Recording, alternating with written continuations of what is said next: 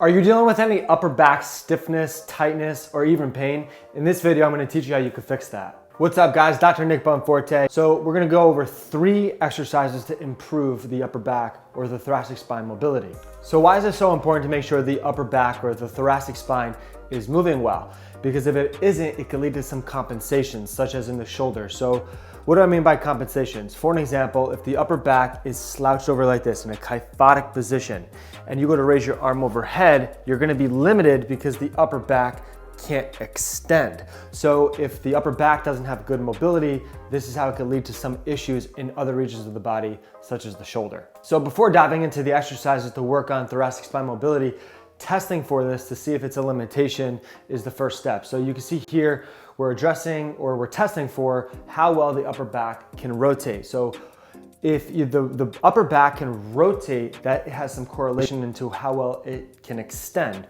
or move backwards. So a lot of times the main dysfunction in the upper back is hunched over and it can't go backwards. So by testing the rotation, you could see how well it could actually extend backwards. So this test, we're addressing for how well the upper back can rotate. So, and what you're looking for is if the upper back can rotate roughly about 45 degrees. So the test is you're rotating up towards the ceiling and see if you can meet that 45-degree angle. All right, the first exercise is open books. This is a good one just to loosen up the upper back to make sure we're getting it going into rotation. So you can see here, my leg is on the foam roller. It's pinned down into the foam roller. So I minimize the movement coming from my low back. So I stabilize the pelvis and I'm just working on opening up as far as I can, really working on the upper back, rotating into the position. So it's crucial here not to just make sure you're slamming the arm backwards and just moving the arm back as far as you can.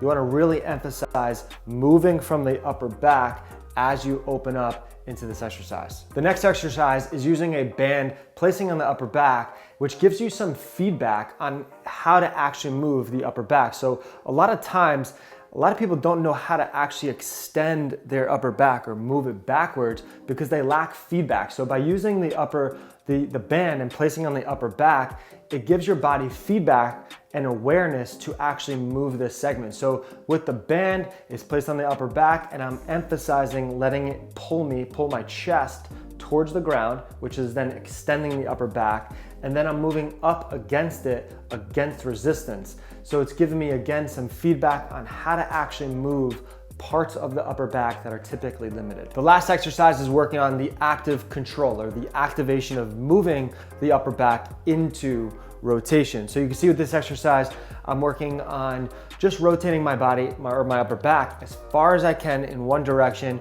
holding the end range for a period of time, and then rotating to the other side.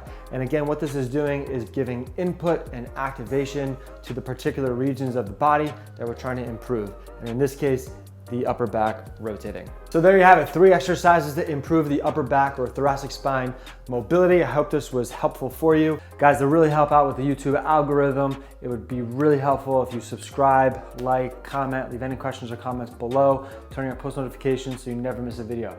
This is Dr. Nick. I'll see you next time.